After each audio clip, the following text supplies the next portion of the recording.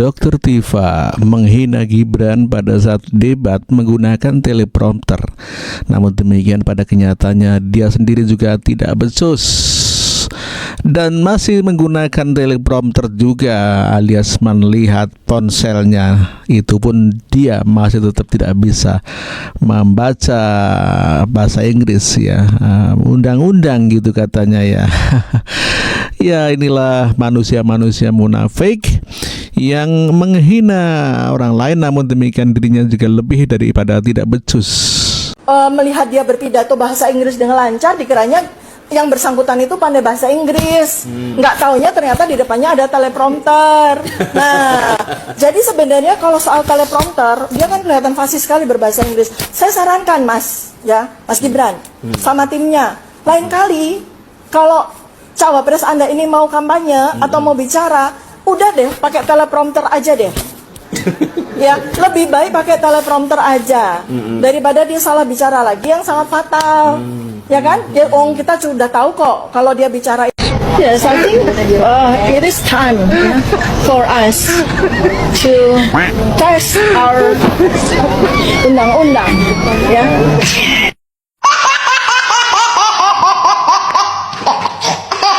Terjemahkan dalam bahasa Indonesia. Bismillahirrahmanirrahim. In defense of truth and academic integrity in Indonesia, Dr. Tifauzia Tiasuma.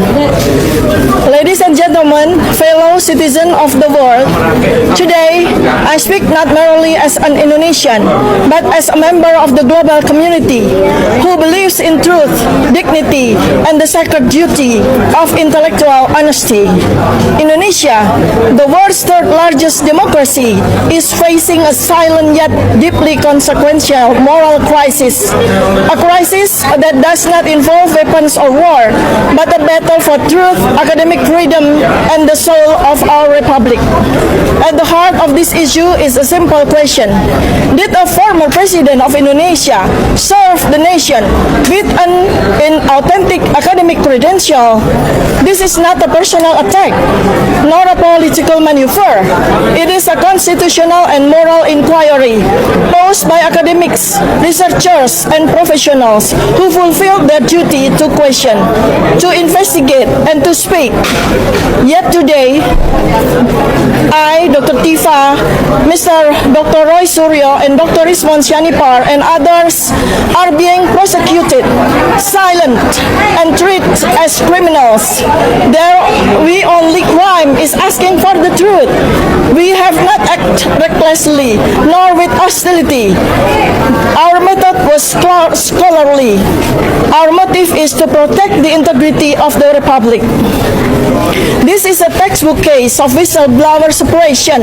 It represents a dangerous precedent for democracies everywhere. We understand that every nation has its sensitives and every state must protect stability. But when truth is punished and falsehood is protected, what remains of democracy, of human rights, of the academic duty to tell the truth? We are not asking the world to interfere. We are simply inviting the world to witness, to listen, to remember that academic freedom and freedom of expression are universal values not bound by borders. We ask our friends in the United Nations, in international academic institutions, in global human rights organizations to hold space for this case, to recognize the moral cost when silence prevails over truth. In the words of the Prophet Muhammad, peace be upon him, saying the truth even if it is bitter, and in the tradition of global justice, the arc of the moral universe is long, but it bends toward truth. May it bend there, may it bend here, may it bend now. Thank you. Guys, kali ini kita mau dengar bahasa Inggrisnya si Tifa ya. Dan kita akan sandingkan dengan bahasa Inggrisnya Jan Etes. Nah, jadi kalian bisa menilai nanti mana yang lebih bagus bahasa Inggrisnya, begitu ya. Karena kan selama ini si Tifa ini kan selalu menjelek-jelekan bahasa Inggrisnya Pak Jokowi, bahasa Inggrisnya Mas Gibran. Nah, sekarang kita tes dia. Yuk, mari kita dengarkan. play basketball when I was 5 years old, and basketball is fun for me. Yes, I think it is time, yeah, for us to test our undang-undang.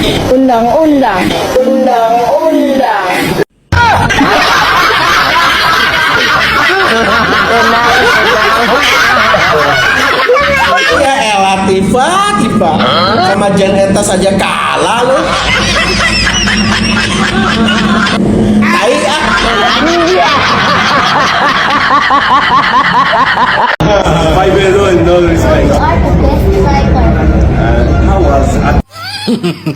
Ya gitu. Coba lihat ya, John Etes. Anaknya siapa tuh Pak itu? Anak Mas Gibran kan, Pak Gibran, Wakil Presiden. Coba sama yang gelar doktor, Doktor Tipa. Bahasa speaking English. Coba lihat berbahasa Inggrisnya. Lebih bagus lagi John Etes. Kalau saya mending nggak ada makan bangku sekolahan. Coba bandingkan sama John Etes. Doktor Tipa coba. Dia gelarnya doktor. Coba bahasa Inggrisnya coba. Jagoan si John Etes daripada Dokter Tipa. Weh Dokter Tipa, buat malu aja kok. Kau lihat itu John Etes sama siapa itu? John Etes kan? Luar biasa memang. Itulah bapaknya berarti pintar karena anaknya pintar. Anak itu nggak akan jauh dari bapaknya. Bapak begitulah. Weh Dokter Tipa, buat malu aja kok. To test our undang-undang, ya. Tes undang-undang. Tes undang-undang. Tes undang-undang. Acai. Tipa. Aduh, hai Tipa, kenapa kau bisa lah kau dapat gelar doktor? Ya Allah, pantaslah pengacaramu tuh Wak Udin. Ya. Undang-undang itu bahasa Inggrisnya itu ACT. Ya, tulisannya itu ACT. Terus law itu kalau dipanjang, kalau law itu undang-undang, kalau lawyer itu kuasa hukum. Tuh kayak Wak Udin tuh. Wak Udin Tompel tuh, Wak Mat Udin, ya Wak Udin mau kawin tuh. Itu lawyer ya, yang lawyer yang sering masukkan penjara. Journalism on freedom of speech. How about that? Yes, I think teman-teman, saya mau menerjemahkan bahasa Inggrisnya Dokter Tipa alias Dokter Tipu. Itu artinya katanya dia kondangan, dikasih minum es, dicampur saus. Terus katanya dia ditinggalin sama temen-temennya duluan di penjara, kata dia los. perempuan ini hanya karena ingin menegakkan kebenaran mau dipenjara.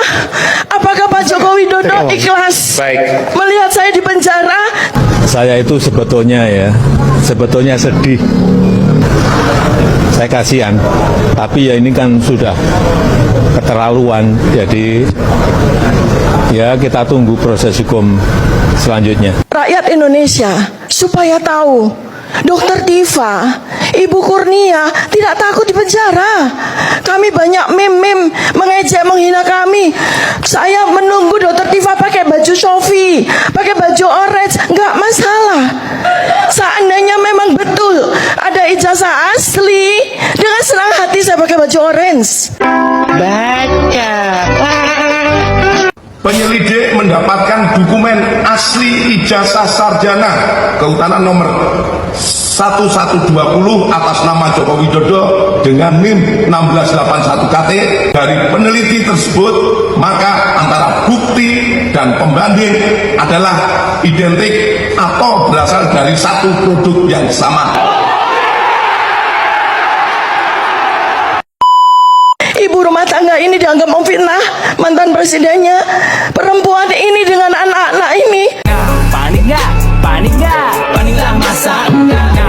Dianggap memfitnah dan mencemarkan nama baik karena beliau ternyata Joko Widodo punya ijazah asli. Panik lah masa enggak. Gak ada masalah. Saya ikhlas, saya ridho. Saya ikhlas, saya ridho pakai baju orange. Saya ikhlas, saya ridho masuk lapas. Nggak usah nangis, Bray. Muka lu kocak.